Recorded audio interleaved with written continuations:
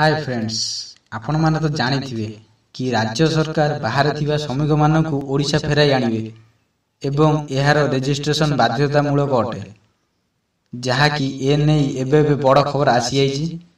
एई भिडियोटी को शेष पर्यंत देखंतु। मु आपण मानकु सब डिटेल्स रे जणाई देउछि।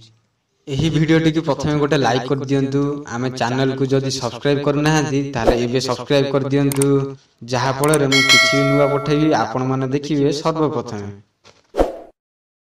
राज्य को आसुथिबा प्रवासी ओडियांको सबु खर्च ओडिशा सरकार बहन करिवे बोली घोषणा करा जायछि। ए नहीं राज्य विपर्यय परिचालन विभाग पक्षरु पंचायती राज और गृह निर्माण विभाग को चिठी लिखिछन्ति सरकार। प्रवासी ओडियांको पई राज्य रे हेबो अस्थायी मेडिकल कैंप।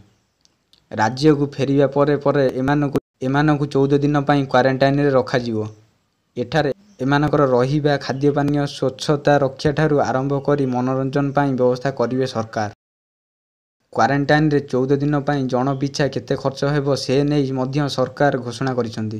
क्वारंटाइन रे प्रति साबाळंक पई जन पिछा खाद्य बाबद रे खर्च हेबो 120 टंका और 14 वर्ष रु कम बयस पिलांक पई खाद्य बाबद रे 100 टंका खर्च हेबो। प्रति व्यक्ति स्वच्छता रक्षा बाबद रे 300 टंका। प्रत्येक दिन सकाळ 8टा रु 9टा मध्य जलखिया, मध्याह्न 12:30 रु 2टा मध्य मध्याह्न भोजन, संध्या चा और बिस्कुट एवं 7:30 रु 9टा मध्य रात्रि भोजन जोगाई दिया जिवो क्वारंटाइन कैंप रे। सेहीपरि समस्त को दांत घसा, ब्रश ठारू आरंभ करी साबुन, तेल, मास्क, सैनिटाइजर, मग, बाल्टी प्रभृति जोगाई दिया जिवो। प्रत्येक बेड पई 2टी बेडशीट और 2टी तकिया रहिबो। यह व्यतीत सफा सुतुरा, सैनिटाइजेशन, सुरक्षा बाबद रे दैनिक खर्च 2000 टंका भितर रखा जिवो। अस्थायी मेडिकल कैंप रे प्रत्येक व्यक्ति और तांको बाबद रे खर्च को रजिस्टर रे लेखा जिवो। प्रत्येक जिला एहार समस्त तथ्य को वेबसाइट रे अपलोड करिवे बोली सरकार कहिसंती। प्रत्येक दिन एसबु कामर तदारख करा जिवो बोली कहिसंती सरकार। एवं द्वितीयटी हेउची होम क्वारंटाइन नै स्वास्थ्य मंत्रालय गाइडलाइन। प्राथमिक अवस्था घरे एकांतवास रही चिकित्सित हो पारिबे आक्रांत। जड़े कोरोना संदिग्ध किंबा कोरोना आक्रांत घरे संगरोधरे बा होम क्वारंटाइन रे रही पारिबे। एही समय रे तांकर डाक्तर मानक पर्यवेक्षण रे चिकित्सा मध्य चली पारिबो। मुख्यतः जेउ व्यक्ति माने कोनोसी कोरोना आक्रांत संस्पर्श रे आसीथिबे अथवा संक्रमित अंचल को यात्रा करिथिबे, सेमाने घर संगरोधरे रही चिकित्सा लाभ करि पारिबे।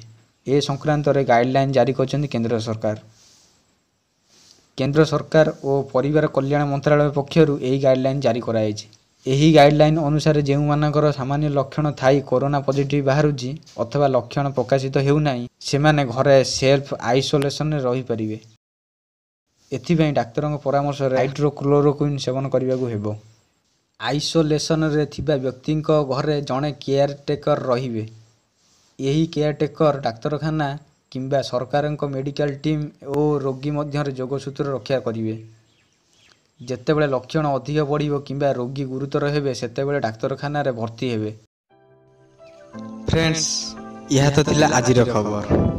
आम चैनल को जदि सब्सक्राइब करना ताले एबे सब्सक्राइब कर दियंतु।